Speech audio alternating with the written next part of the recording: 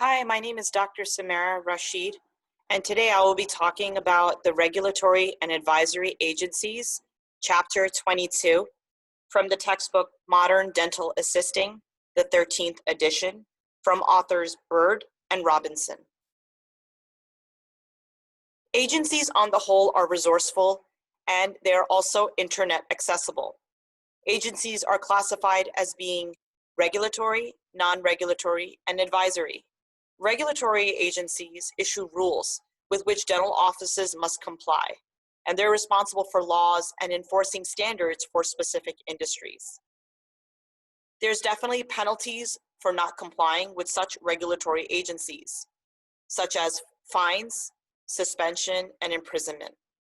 Non-regulatory agencies basically have no authority for enforcement. It's based on simply strong scientific evidence. However, it is the standard of care for dentistry. The advisory agency makes recommendations in the workplace setting, but it has no authority for enforcement. In your textbook, you'll notice that there is a table 22-1, and it has a list of all the professional organizations there, including their symbols. We have the American Dental Association, or the ADA. We have the American Dental Assistants Association, or the ADAA, and we have the American Dental Hygiene Association, the ADHA, and then we have the Organization for Safety, Asepsis, and Prevention, or the OSAP, and of course we have state and local dental societies as well. With the American Dental Association, very commonly known, it's a national professional organization, and it was established in 1859. It's considered as the largest and oldest in the USA. It provides the best practice and emerging issues of interest to the dental community.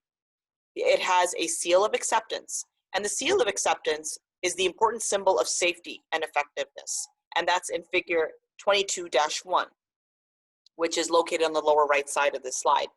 You'll notice that whenever you use toothpaste, for example, some toothpastes do not have the ADA seal on them, and some do.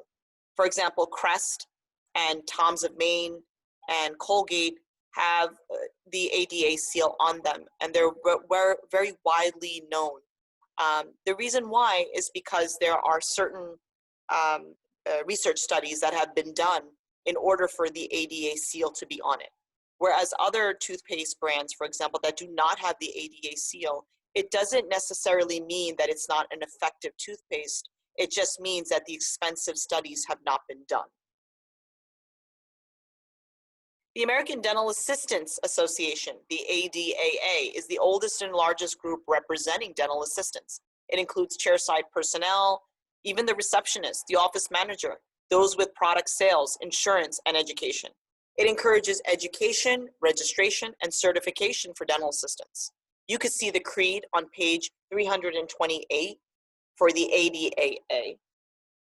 And you can see basically it has quite a number of points in the creed to abide by. For example, to be loyal to my employer, my calling, and myself, to be prepared to visualize, take advantage of, and fulfill the opportunities of my calling, to keep smiling always, to walk on the sunny side of the street, seeing the beautiful things in life rather than fearing the shadows. So, you know, some of this was written by or founded by Juliet Southard, and I believe that, you know, every year it gets, you know, it gets reviewed all the time. So the American Dental Hygienists Association provides members with professional support, educational programs, and opportunities to participate in the organization. It advances art and science of dental hygiene and to promote the highest standards of education and practice. The OSAP, or the Organization for Safety, Asepsis, and Prevention, is a resource for infection control and safety. It's not for profit, has dentists, dental hygienists, DAs, government reps, dental manufacturers, and consultants. It provides information like on instrument processing, surface asepsis, even dental unit water line management. Of course, there's state and local dental societies as well, which complies with regulatory issues in your specific area, and they can answer questions and work with you or act as liaisons to the regulatory agencies. Okay, government agencies. So some agencies are run by federal government and they interact with the dental industry as well. You'll see on page 329 a slew of them on table 22-2.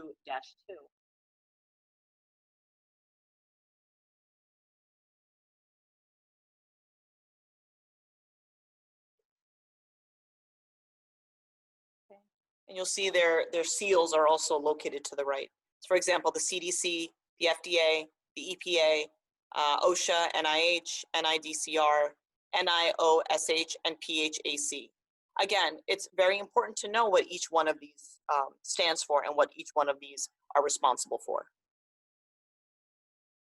Centers for Disease Control and Management, the CDC, protects health and safety of people at home and abroad. It bases its public health recommendations on scientific data of the highest quality. And a lot of the infection control practices today are based on what the CDC recommends. That was issued back in 2003. So it does not have the authority to make laws, but many local, state, and federal agencies use their recommendations to actually formulate laws. It has published guidelines on preventing TB, tuberculosis transmission, in the healthcare setting. You'll also probably realize that a lot of the CDC was involved with the media, as well as the correlation between the public and the recent studies of the coronavirus transmission.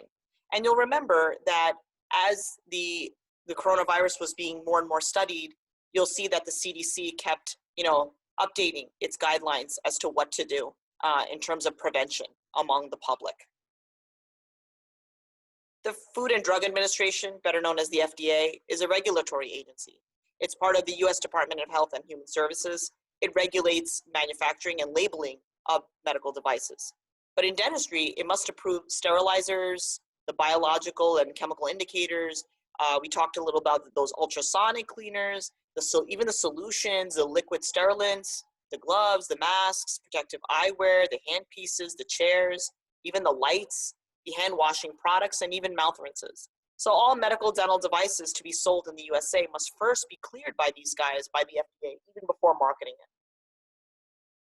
Okay, the EPA, the Environmental Protection Agency, is also a regulatory agency and ensures the safety and effectiveness of disinfectants. They have claims that must be supported by scientific evidence. So it also regulates waste materials that are sent from the dental office to the final disposal site. And you'll learn a little bit more about the EPA also when it comes to radiology, when there are certain solutions that are used with the traditional form of taking x-rays that are non-digital. And there's a way to dispose of those liquids, and the EPA regulates that. OSHA, or the Occupational Safety and Health Administration, is a federal regulatory agency as well. It ensures the safety and health of America's workers. It sets and enforces protective standards that employers must follow so as to provide a safe workplace for their employees. In dentistry, the two most important OSHA standards are, we talked a little bit about this too, the bloodborne pathogen standard and the hazard communication standard.